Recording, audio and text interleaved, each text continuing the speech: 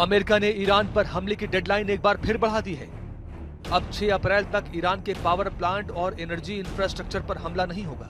Trump का दावा है, यह फैसला ईरान के अनुरोध पर लिया गया है। हालांकि ईरान ने बातचीत से ही इनकार कर दिया है। ईरान के रेवोल्यूशनरी गार्ड्स ने मिडिल ईस्ट के होटलों को चेतावनी दी है। कहा है, जिन होटलों में अमेरिकी और इजरायली सैनिक ठहरेंगे उन्हें निशाना बनाया जाएगा। तनाव के बीच ईरान ने 10 लाख से ज्यादा नए सैनिकों की भर्ती का दावा किया है। रिपोर्ट्स के मुताबिक अमेरिका के संभावित जमीनी हमले को देखते हुए यह बड़ा कदम उठाया गया है।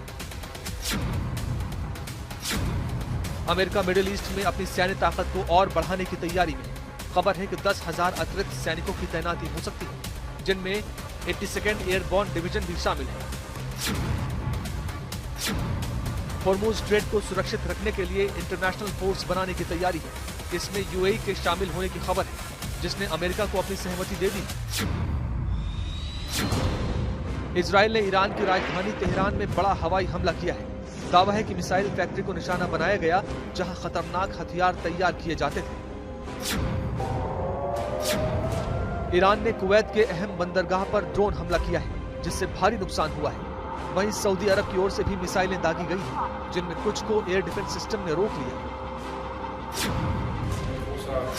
जर्मनी के बाद अब फ्रांस ने भी इस जंग से दूरी बना ली है। फ्रांस ने साफ कहा है कि मिडिल ईस्ट का यह संघर्ष उसका नहीं है, जिससे नेटो देशों में मतभेद बढ़ते दिख रहे हैं।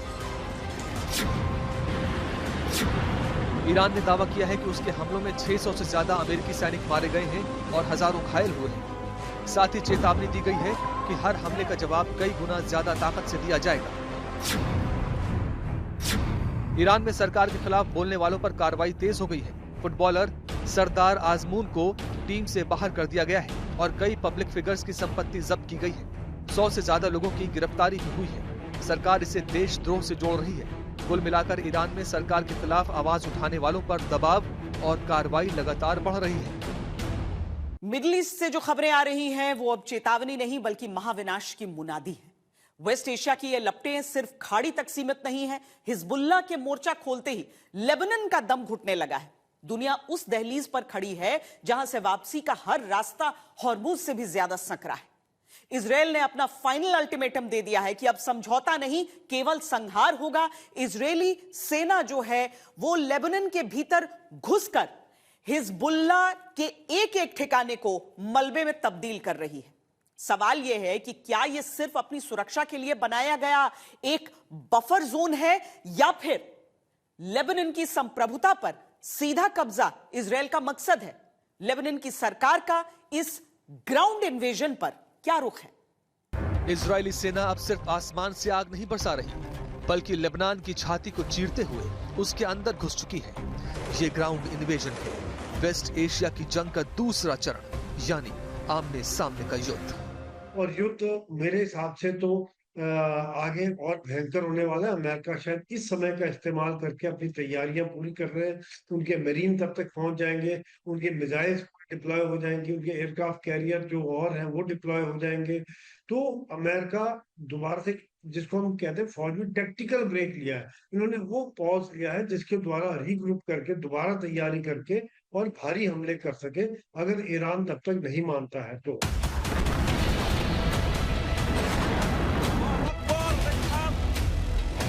इजराइल ने दहाड़ते हुए ऐलान किया है कि अब लितानी नदी तक का इलाका हिजबुल्लाह से साफ होगा। बॉर्डर से 30 किलोमीटर अंदर तक इजराइल एक ऐसा बफर जोन बनाने जा रहा है जहां परिंदा भी पर नहीं मार पाएगा। अब तक हिजबुल्लाह ने दावा किया है कि उसने इजराइल और दक्षिण लेबनान में तैनात इजरायली सेना पर 124 हमले किए हैं, जिनमें रॉकेट, मिसाइल और ड्रोन का इस्तेमाल हुआ। इजराइल का सीधा संदेश है कि जब तक उत्तरी इजराइल का एक भी नागरिक असुरक्षित है, तब तक दक्षिण लेबनान में किसी को कदम रखने की इजाजत नहीं दी जाएगी। साथ ही इजराइल की नई सीमा अब होगी लितानी नदी। दक्षिण लेबनान, जहां आज इजरायली बुलडोजर और टैंक हिजबुल्लाह के ठिकानों को मिट्टी में मिला रहे हैं, वहां असल में लेबनान की सरकार का नहीं बल्कि शिया आतंकी संगठन हिजबुल्लाह का कब्जा है। ये वही हिजबुल्लाह है जिसे ईरान और IRGC पालती पोसती है और इजराइल के खिलाफ इस्तेमाल करती है। अब लेबनान की सरकार का रुख सुनिए, जो इस पूरे खेल को पलट रहा है। लेबनान की सरकार हिजबुल्लाह को एंटरटेन करने के मूड में बिल्कुल नहीं है। प्रधानमंत्री नवाफ सलाम और राष्ट्रपति जोसेफ आउन ने हिजबुल्लाह को सीधा आईना दिखा दिया है। लेबनान की सरकार ने 2 मार्च 2026 को एक ऐतिहासिक फैसला लिया और हिजबुल्लाह की सैन्य गतिविधियों को गैर कानूनी घोषित कर दिया। लेबनान सरकार ने साफ कहा कि हिजबुल्लाह के रॉकेट हमले गैर जिम्मेदाराना है और ईरान की IRGC लेबनान की संप्रभुता से खिलवाड़ कर रही है। लेबनान ने तो ईरान के राजदूत को पर्सना नॉन ग्रेटा घोषित कर दिया, जिसका मतलब हुआ कि बोरिया बिस्तर समेटने का अल्टीमेटम दे दिया गया है। अब आते हैं सबसे महत्वपूर्ण सवाल पर कि इजराइल दक्षिण लेबनान में क्यों घुस रहा है। ये इलाका हिजबुल्लाह का गढ़ बन चुका है, जहां से वो इजराइल पर हमले करता है। हालांकि यहाँ शियाओं के साथ ईसाई और सुन्नी भी रहते हैं। आंकड़ों के हिसाब से दक्षिण लेबनान की आबादी का करीब 60.9% शिया मुस्लिम है, 17.4% सुन्नी मुस्लिम, 21.1% ईसाई समुदाय से आते हैं, जबकि लगभग 0.16% द्रूज और करीब 0.35% अन्य छोटे समुदायों के लोग यहाँ रहते हैं। इजराइल का मकसद साफ है, हिजबुल्लाह की इस इलाके से सप्लाई लाइन को काटना।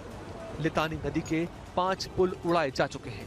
प्रधानमंत्री बेंजामिन नेतन्याहू और मैंने IDF को आदेश दिया है कि लिटानी नदी पर बने उन सभी पुलों को तुरंत नष्ट कर दिया जाए जिनका इस्तेमाल आतंकवादी गतिविधियों के लिए किया जाता है, ताकि हिजबुल्लाह आतंकवादियों और हथियारों को दक्षिण की ओर जाने से रोका जा सके। और इसके अलावा गाजा में बेत हनून और राफा मॉडल के अनुरूप इजरायली समुदायों के लिए खतरों को विफल करने के लिए संपर्क गांवों में लेबनानी घरों को नष्ट करने की प्रक्रिया में तेजी लाई जाएगी। लेकिन लेबनान की सरकार एक दो-धारी तलवार पर चल रही है। एक तरफ वो हिजबुल्लाह के खिलाफ है, तो दूसरी तरफ इजराइल द्वारा नागरिक ठिकानों जैसे कासमिये पुल पर हमले को सामूहिक सजा बता रही है। लेबनान अब संयुक्त राष्ट्र सुरक्षा परिषद पहुंच चुका है।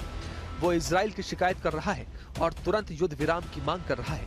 प्रधानमंत्री नवाफ सलाम यहां तक कह रहे हैं कि वो इजराइल से सीधी बात करने को तैयार हैं, ताकि लेबनान को कब्रिस्तान बनने से बचाया जा सके। ये जंग अब ईरान और इजराइल के बीच के प्रॉक्सी वॉर के दूसरे और सबसे खतरनाक चरण में पहुंच चुकी है। इजराइल पीछे हटने को तैयार नहीं और हिजबुल्लाह अपनी आखिरी सांस तक लड़ने को तैयार है।